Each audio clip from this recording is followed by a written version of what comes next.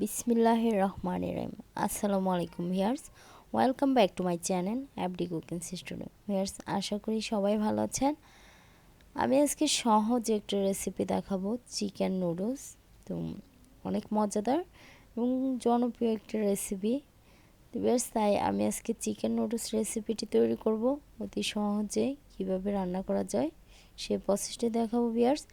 Viewers, আমি এখানে সব উপকরণ দেখাচ্ছি। যে কোকোকোলার যে লম্বা স্টিক নুডলসগুলো আছে সেগুলো নিয়েছি, আর চিকেন নিয়েছি, ডিম। তো বাদবাকি উপকরণগুলো আমি রান্নার সময় বলে দিব। এখন আমি পরবর্তী প্রসেসে চলে আসলাম। চুলায় একটি পাতিল বসিয়ে দিয়ে পানি ফুটিয়ে নিয়েছি আগেই। তো চুলাটা মিডিয়াম আঁচে রেখে আমি নুডলসগুলোকে সিদ্ধ করে নেব। তো যেহেতু এগুলো লম্বা নুডলস, তাই মাঝখান দিয়ে 3 ভাগ করে নিলাম এভাবে। তো আপনারা চাইলে লম্বা রাখতে পারেন, না ভেঙেও সিদ্ধ করে নিতে পারেন। এখন আমি 6-7 মিনিটের জন্য সিদ্ধ করে নেব। ভিউয়ার্স, একটি কাঠির সাহায্যে পানিতে নুডলসগুলোকে ডুবিয়ে দিচ্ছি। ভালো করে সিদ্ধ করে নিতে হবে। তো 6-7 মিনিট হলেই হবে, বেশি সিদ্ধ করা দরকার নাই। এই যে এরকম বলক আসলেই 5-6 মিনিট হলেই নামিয়ে নিতে হবে। তো বেশ, আমি একটি স্টিনারে নুডলসগুলোকে ছেঁকে নিচ্ছি, দেখুন। আর একটু ঠান্ডা পানি দিয়ে দিলে নুডলসগুলো ঝরঝরা হয়, একটাকে একটা লেগে যায় না। তো বেশ, পরবর্তী প্রসেসে চলে আসলাম। চুলায় আরেকটি প্যান বসিয়ে দিয়েছি। প্যানে আমি চিকেনগুলোকে ভেজে নিচ্ছি। এই যে চিকেনের টুকরো নিয়েছি, মুরগির বুকের মাংস যে অংশটুকু আছে সেগুলোকে কুচি করে কেটে নিয়েছি। তো আপনারা চাইলে আরও মাংস দিতে পারেন।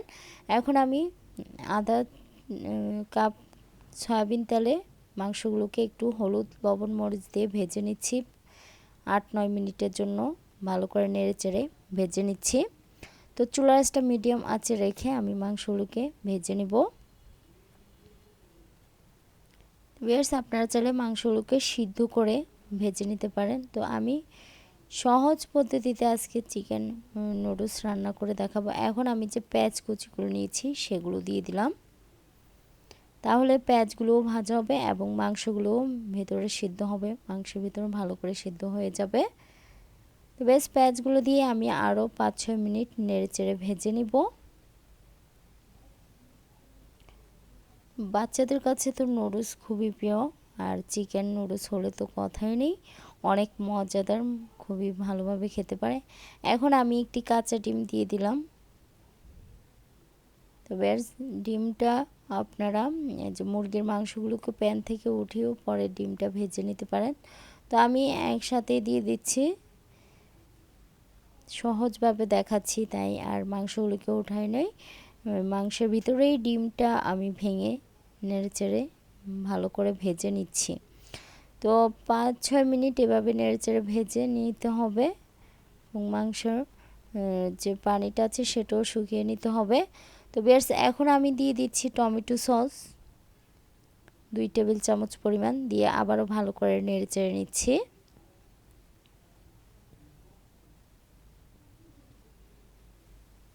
তো বেশ, এই প্যানে আমি ভালো করে এই রান্নাটা করে নিচ্ছি, আর দিয়ে দিচ্ছি লবণ 1/2 টেবিল চামচ পরিমাণ, দিয়ে আবারও ভালো করে নেড়েচেড়ে নিচ্ছি। যেহেতু মুরগি ভাজার সময় লবণ দিয়েছি, তাই একটু কম পরিমাণ লবণ দিচ্ছি। তো বেশ, মাংসগুলো ভাজা হয়ে গিয়েছে। এখন আমি আরেকটি প্যানে এই যে ভাজা মাংসগুলোকে দিয়ে দিলাম। যেহেতু ওটার প্যানের গায়ে লেগে গিয়েছে, তাই আমি উঠিয়ে আরেকটি প্যানে মাংসগুলোকে দিয়ে দিচ্ছি।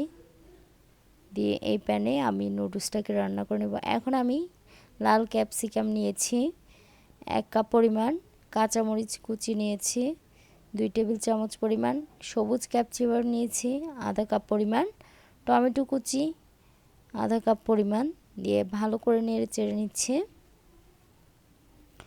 বেশ, আপনারা চাইলে গাজর কুচি, বরবটি, ব্রোকলি এগুলোও দিতে পারেন।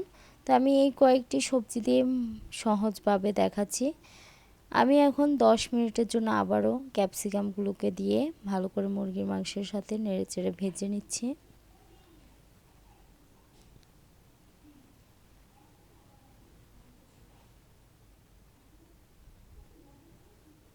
তো দেখুন কতটা সুন্দর হয়েছে। তো আপনারা চাইলে একটু হলুদও দিতে পারেন, যদি নুডলস ইয়েলো কালার করতে চান তাহলে একটু ফুড কালার বা হলুদ দিতে পারেন, সমস্যা নাই। তো আমি হলুদ না দিয়ে এভাবেই রান্না করে নিচ্ছি। এখন আমি সিদ্ধ করে রাখা যে স্টিক নুডলসগুলো আছে সেগুলো দিয়ে দিলাম, দিয়ে আবারও মাংসের সাথে ভালো করে নুডলসগুলোকে নেড়েচেড়ে মিক্স করে নিচ্ছি। তো চুলার আঁচটা এখানে মিডিয়াম লো আঁচে রেখে আমি নুডলসটাকে নেড়েচেড়ে রান্না করছি। বেশ দেখুন কতটা সুন্দর লাগছে।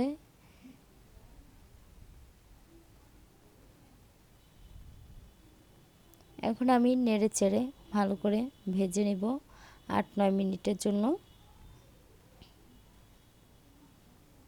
বেশ ভাজতে ভাজতে নুডলসের কালারটা চেঞ্জ হয়ে যাবে এবং খুবই সুন্দরভাবে রান্নাটা হবে। তো এভাবে নেড়েচেড়ে সব সাইডে ভেজে নিতে হবে। এখন আমি 1 চা চামচ বিট লবণ আর 1 চা চামচ গোলমরিচ গুঁড়া দিয়ে দিচ্ছি নুডলসের উপর দিয়ে। তো রান্নাটা শেষ করার 2-3 মিনিট আগে বিট লবণ, গোলমরিচ এবং সয়া সস দিয়ে ভালো করে নেড়েচেড়ে রান্না করে নিতে হবে, তাহলে নুডলসের স্বাদটা দ্বিগুণ হবে এবং খুবই মজাদার হবে। বেশ ভালো করে নেড়েচেড়ে এভাবে রান্না করে নিচ্ছি।